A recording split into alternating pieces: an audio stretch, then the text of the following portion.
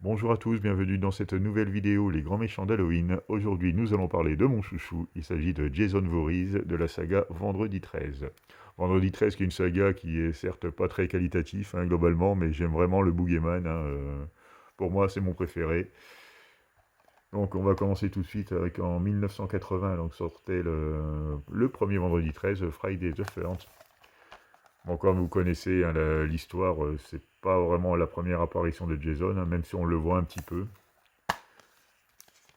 Donc là, il s'agit du steelbook, c'est le seul steelbook que j'ai de la saga.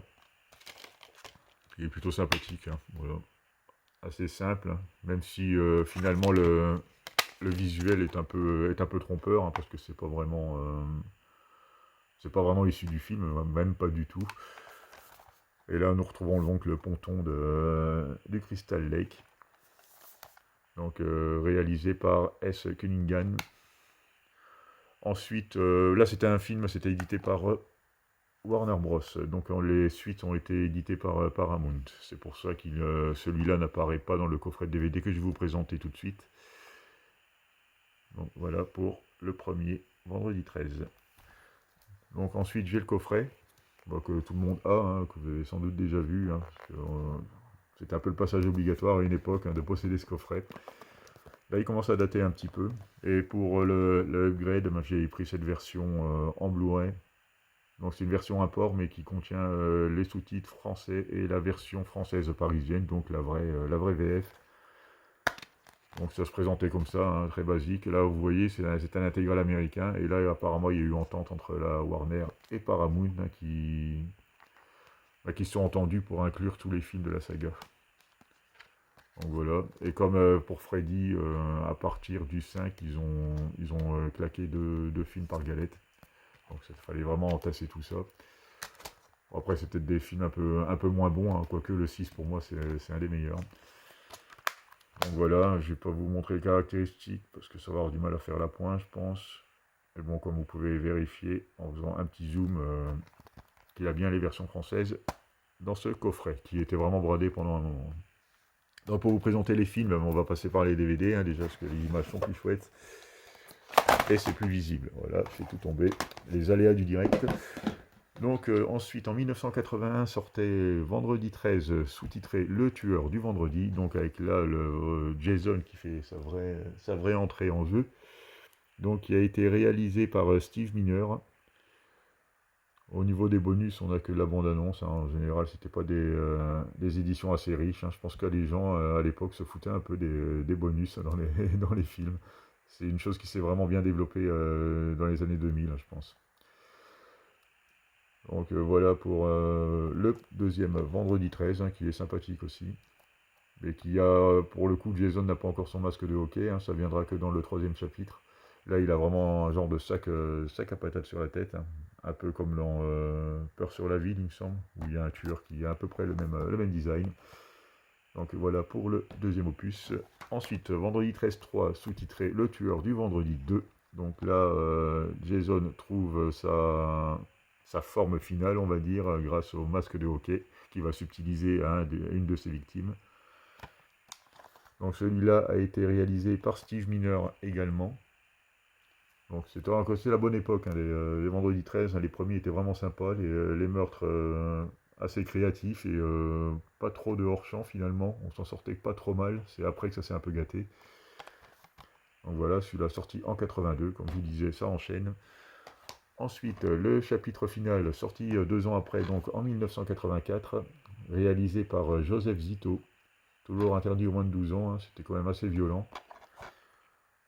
Sympathique aussi. Bon, au niveau de l'intérieur, je vous montre les galettes, mais bon, c'est tous les mêmes, c'est toute la même présentation, c'est des galettes assez simples, c'est du Paramount, comme d'habitude. Encore, ils ont quand même fait un effort sur le titre, donc ils ont fait pire par la suite. Et là, nous avons toujours le petit flyer avec un rappel de l'image de l'affiche du film et les petits chapitres. Donc aujourd'hui, ça se fait plus du tout. Je pense que les gens, les chapitres, ça leur a un peu passé au-dessus maintenant. Avant, c'était vraiment un point fort du DVD par rapport à la cassette vidéo. On pouvait pointer, on pouvait faire plein de choses sympathiques que la VHS ne permettait pas. Donc ensuite, la nouvelle terreur, parce que bon, le chapitre final, vous vous doutiez bien que c'était pas vraiment le final, parce que autrement il n'y aurait pas eu, je sais plus, 10, 11 films, je sais plus. Donc la nouvelle terreur, hein, bon, qui est un peu le Halloween 3 de la saga, hein, c'est-à-dire c'est un vendredi 13 sans Jason, une fois de plus.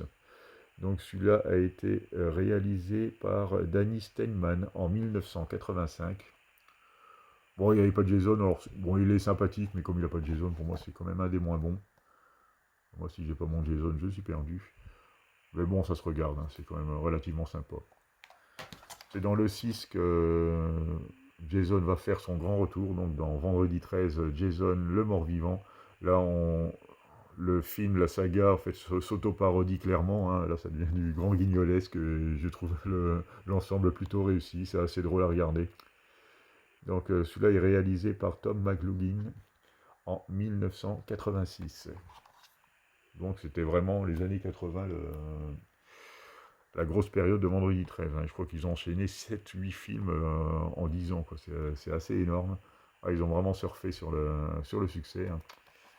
Et bon, comme à chaque fois, quand ils tirent un peu sur la corde, ben, au bout d'un moment, ça s'épuise et les gens lâchent l'affaire. Hein. Et c'est ce qui va arriver. Hein. Donc voilà pour le 6e volet. Le 7e, c'est un nouveau défi.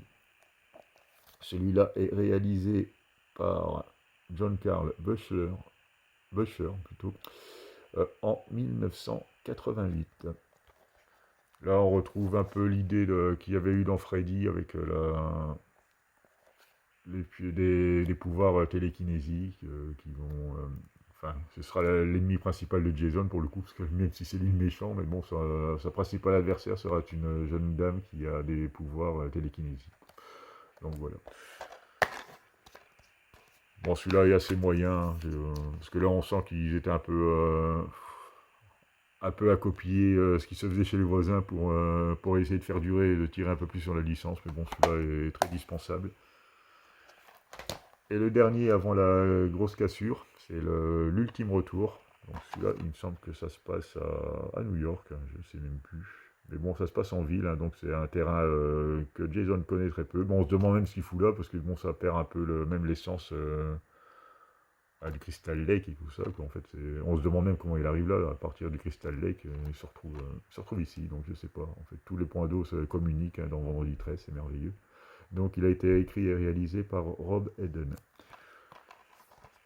Voilà, celui-là a été réalisé donc en 1989. Donc voilà, tous ces films-là sont sortis dans les années 80. Ensuite, il y a eu une grosse coupure avec et sortait en 2000. Voilà, en 2000, tout rond. Jason va en enfer. Celui-là, je l'ai massé, même si on voit très peu Jason. Les meurtres sont plutôt bien réussis. On revient sur la vision directe, enfin, si je peux dire ça comme ça, c'est pas sans hors-champ, on va dire, ou beaucoup moins que les 2-3 derniers que je vous ai présentés. Donc là, c'est réalisé par Marcus Nispel, il me semble, parce que là, je le vois même pas, mais il me semble que c'est lui. Hein. Ah non, c'est Adam Marcus, celui-là. C'est le suivant qui a été réalisé, même pas, le dernier sorti, qui est réalisé par Marcus Nispel, et je vais y arriver. Donc là, je l'ai comboté avec Jason X, parce que bon, je les ai tous les deux en DVD, quand je les aurai en Blu-ray, ben, je pense que je les remettrai en individuel. Et voilà, donc il y a Jason X et le CD de Jason va en enfer. Tous les deux, je ne les ai pas encore upgradés. Je sais que celui-là, il est trouvable assez facilement. Jason va en enfer beaucoup moins. Donc je ne sais pas si ce sera réédité ou...